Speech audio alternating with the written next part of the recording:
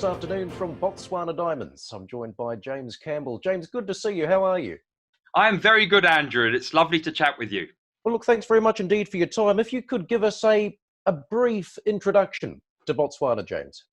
Botswana Diamonds is a London and Botswana Stock Exchange listed company focusing on diamond exploration and development projects in Botswana, South Africa, and Zimbabwe. And if I kind of just briefly touch on our major projects in each of those three countries.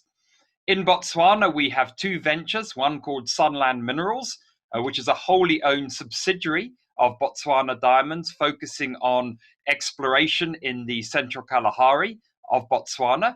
And the other is the Maibwe joint venture, where we're partnered with BCL, which is in liquidation, and we're working with the liquidators to try and unravel that corporate side of things. In South Africa, we have a number of kimberlite projects, kimberlite pipe projects. The foremost is the Thorny River, closely associated with Marsfontein too as well, where we've done a lot of recent work and made an announcement on some bulk sample results last week. We also have kimberlite projects in the Free State of the country, Mooikloof and Parmeetcut. And then in Zimbabwe, we're partnered with Vast Resources PLC, initially to target development of a concession within the Marangi diamond fields, and then more broadly to look at kimberlite and diamond potential within the country itself. Well, if we could, James, let's return and talk through in a bit more detail about each. We'll kick off with Botswana. You're gearing up to do some drilling there, are you, in the second half of the year? Absolutely, Andrew. We've done a large amount of grassroots exploration work, including geophysics and sampling, and we've identified a number of high-grade geophysical anomalies associated with heavy mineral anomalies, which generate from kimberlites themselves. So with these anomalies, once the lockdown has ended and we're allowed to travel, we will certainly target drilling those anomalies in the Kalahari. And have you been awarded some new licenses? We were. We believe the Central Kalahari of Botswana is one of the last highly prospective areas in Southern Africa, and this is actually where our major area of focus is. It is home to Gem Diamonds' Gagu mine and also to Petra Botswana's KX36 project, which is a high-grade kimberlite. So we're exploring in the vicinity of those two projects, and with the discovery of high-grade geophysical anomalies, in addition to kimberlite indicators, it means there's a strong potential for future discovery in that area. Can you tell us a bit more? What came out of the processing of those bulk samples in South Africa? Andrew, there was a twofold objective behind that. The first was to assess the grade of one of the dumps, and the second was to assess the grade of the kimberlite itself.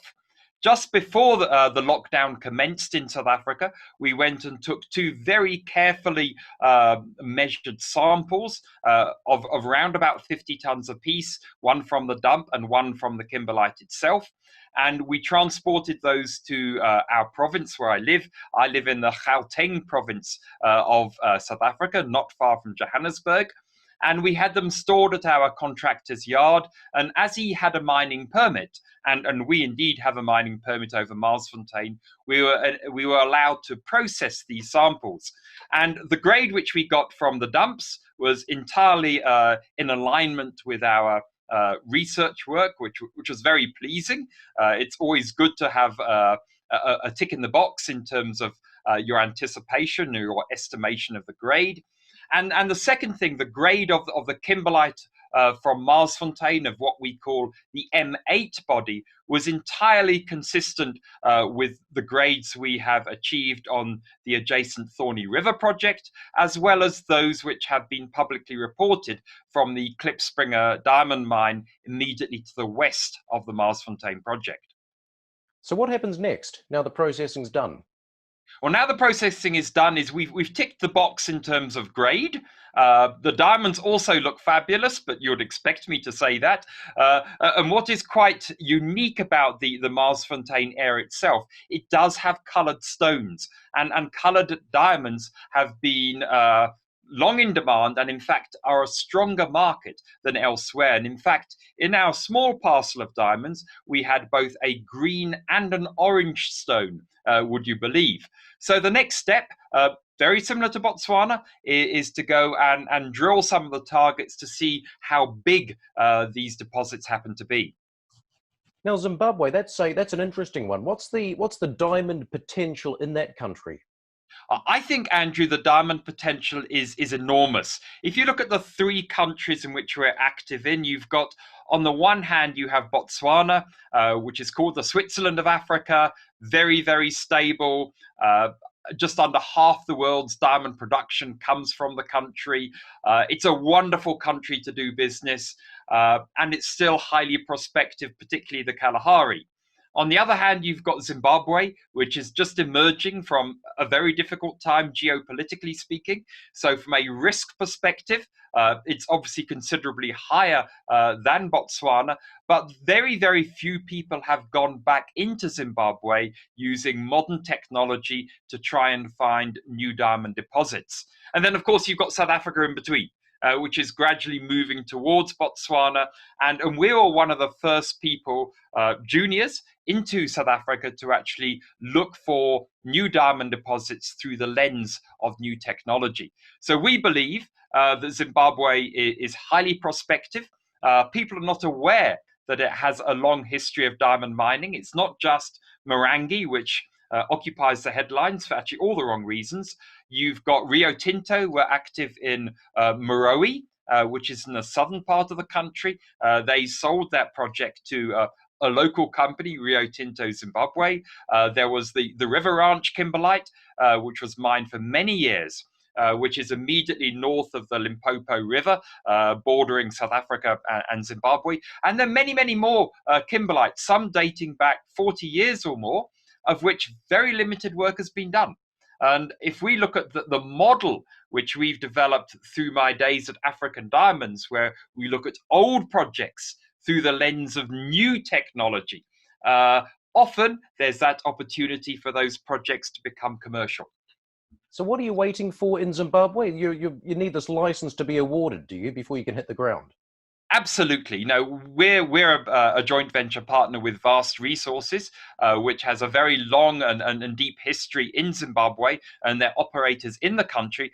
And in fact, just before the pandemic, it came into this part of the world, and the three countries here went under lockdown, all within a week of each other. The licenses were due to be signed. So the lockdown is gradually easing in Zimbabwe too, as well. So we would hope that in the not too distant future, that we get a signature on the license and we can get cracking, and quickly so. And what would be the first steps of the work program? The very first step would be to go in and do field mapping. We've already done the desktop studies already, and this indicates very strong potential, and we've announced that potential. Following the field mapping would be drilling to identify the thickness of the gravel and the thickness of the overburden. And very shortly thereafter, we would go straight into trial mining or bulk sampling. And as we move through that phase, we'll design the plant in a modular manner so we can add additional modules so as to increase the production. James, what's your view on the outlook for the diamond market? I know it's been tough going since lockdown, hasn't it? Andrew, it's actually a very, very good question. And the automatic answer to many would be that many have lost jobs, and it's incredibly sad, and people will be focusing on paying a bit more money into their mortgage or feeding the families, all those kind of things which are necessities. But what history has shown us, and you can go all the way back to the after the 1930s or even up to after the 2009 global financial crisis, is that we are social beings. And one of the things that we like to do after long periods of isolation, which we have, is to actually celebrate ourselves as individuals, celebrate our companionship with our loved ones, go on a holiday and buy a diamond. And if you go back, it's not just me saying that because I'm in the diamond industry, the fastest recovering commodity after the global financial crisis were diamonds. So people want to actually demonstrate that love And nothing better demonstrates that love than a diamond itself. So we are optimistic that once we've worked our way through this pandemic, and we're a little bit behind you in Europe at the moment, and once business starts to generate, people will start to actually buy diamonds. But what is also quite important from a Southern African perspective is the South African rand, as well as the Botswana pula, have significantly depreciated against the dollar. So although diamond prices, yes, would have dropped 30% or so since the beginning of the pandemic, the rand has also weakened up to 30%, and I think it's around about 20% now. And of course, as we know, the oil price has dropped significantly. So if you factor that in as well, I'm not saying we're even, but it's not as bad as people think the situation is, particularly for open cast miners. And despite some of the weakness there when it comes to diamonds, your share price has seen some decent strengthening of late, James. So clearly investors in the market like the direction you're traveling in. Andrew, I think so. We're in a very unique position in a way, in that we're probably the only we are the only diamond explorer active in Southern Africa, which is the most prospective region in the world. We have a portfolio of projects starting from grassroots all the way up to advanced. We focus on only a small number of projects at the same time, but also we have a very, very low cost and an overhead route. I work from home, managing the 12 or so projects across the 3 countries, and that's how we work. We've got fantastic consultants and explorers who we plug in when we get the work done, but it's not an ongoing cost to the company. So I think this model is a model that particularly works in these kind of times. Good to see you, James. Thanks very much. Thank you very much indeed for your time, Andrew. Thank you, and all the best.